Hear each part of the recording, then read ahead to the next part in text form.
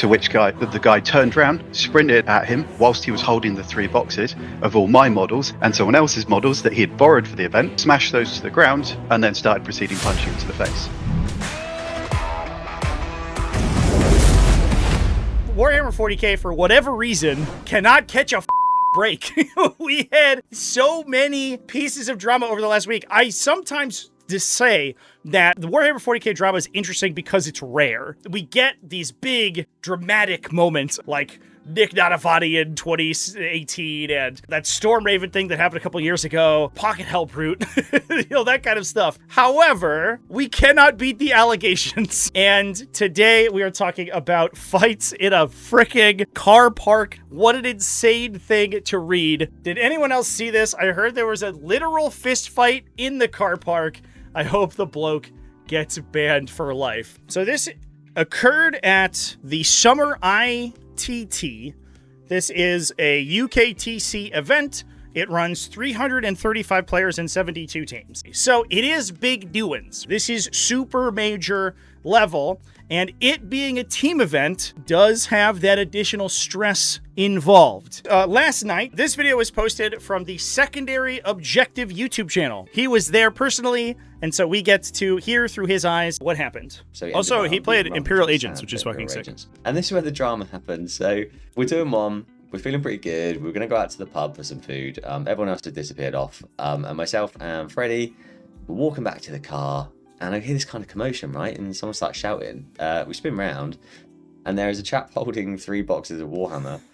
And there's another guy throwing punches at him. I run over and try and intervene and stop what's going on. And eventually it dies down. And the guy who's swinging punches leaves. And the guy with the boxes was there. And long story short, it seems like the chap who was throwing punches got super, super drunk. Way too drunk that is remotely appropriate to be at a Warhammer tournament. You know that that's a serious level of drunk? If a British player tells you you are too drunk to be appropriate at a Warhammer 40k tournament, you are fucked up. And they had an altercation about their game, something like that, and the chap thought it was okay to throw punches, which is mad. We're making light of it because it is ridiculous to talk about that someone actually had a fight at a Warhammer tournament, but it is inexcusable in my opinion. The chap should not be allowed to play at tournaments, in my opinion, ever.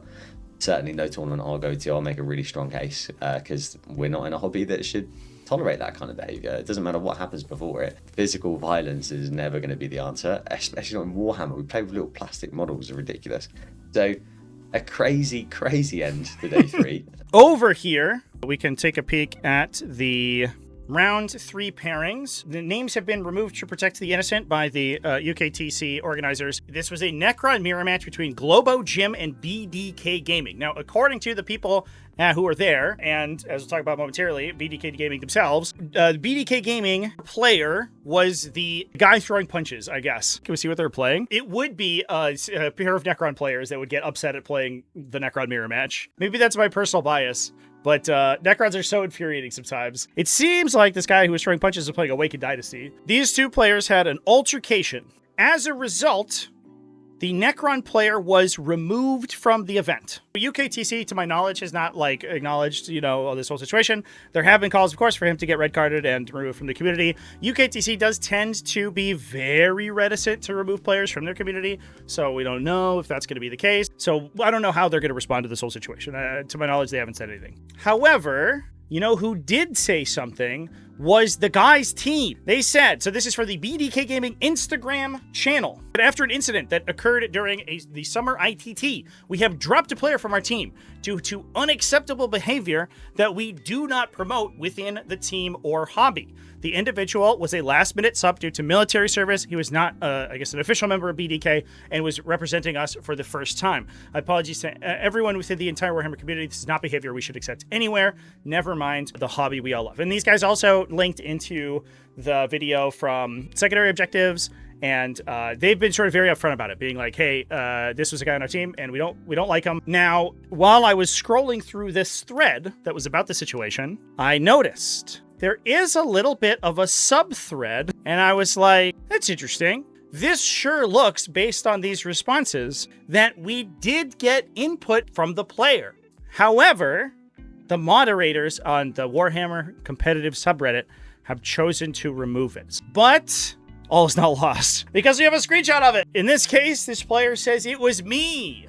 I was many beers deep after a great day of playing. My opponent had some issues near the conclusion of our game in which I asked him to speak to his captain and to my captain. So vague. My opponent had some issues and I asked them to talk to my captain. That kind of sounds like I would not take ownership of what was going on at the table. I told them to take it up the chain of command. Listen, don't talk to me. I'm only under orders. I was happy with my day. I was speaking to a friend in the car park about how upsetting the day was thrown off by the last opponent. Said person walked by and called me a cheat.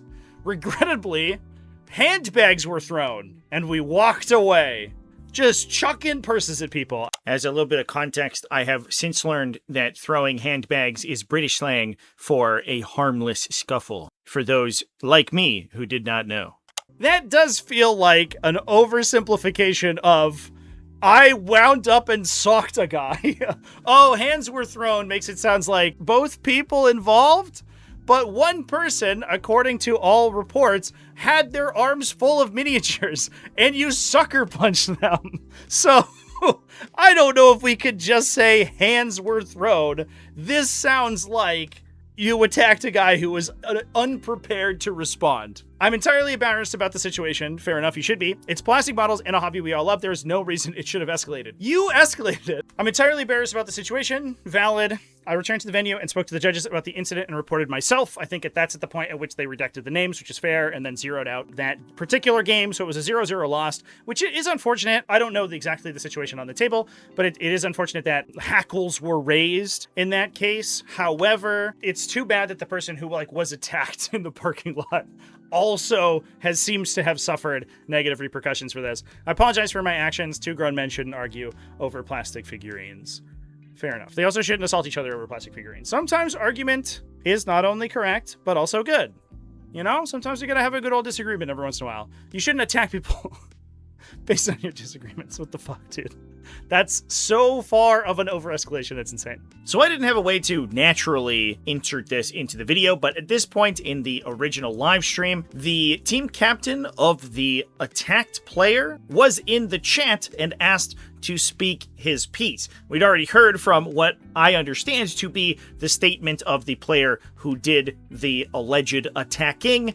Now here is the response from the team captain of the player who was the attackee.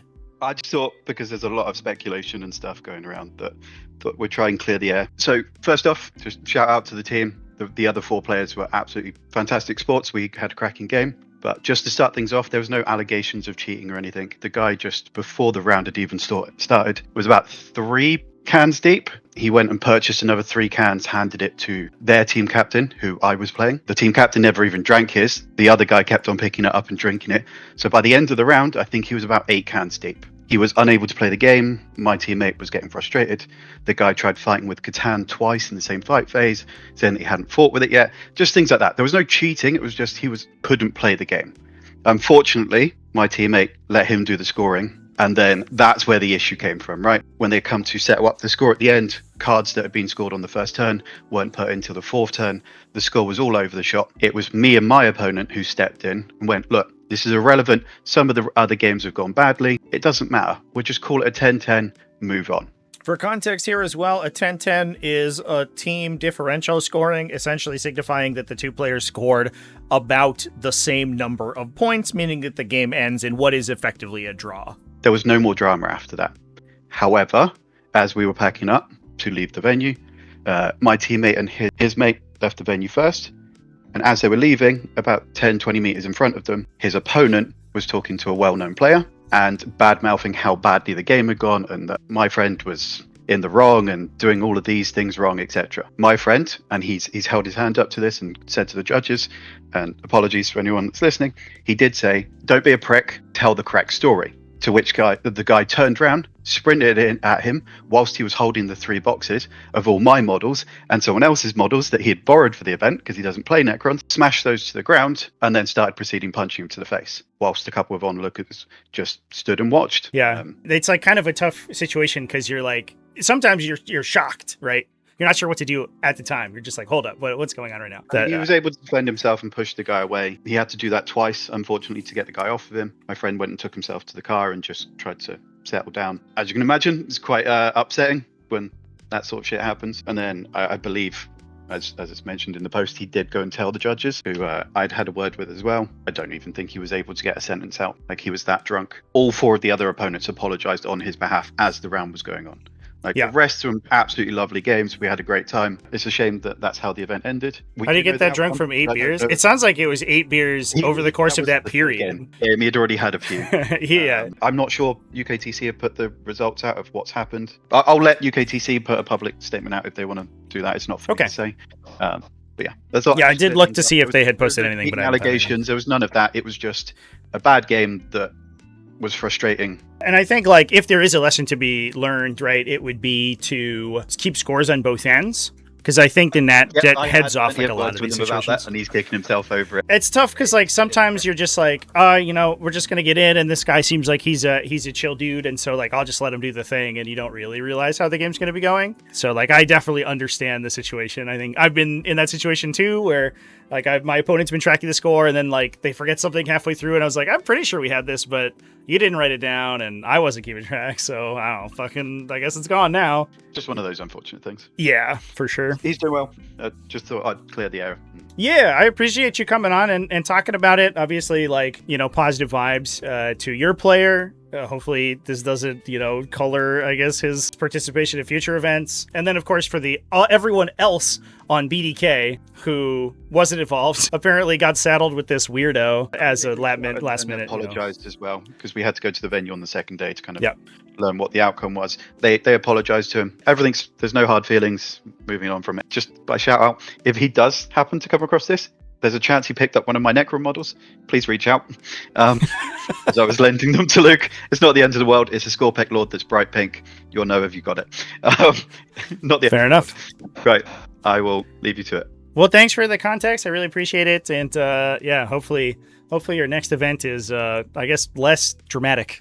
Hopefully so. Take care. Cheers, man.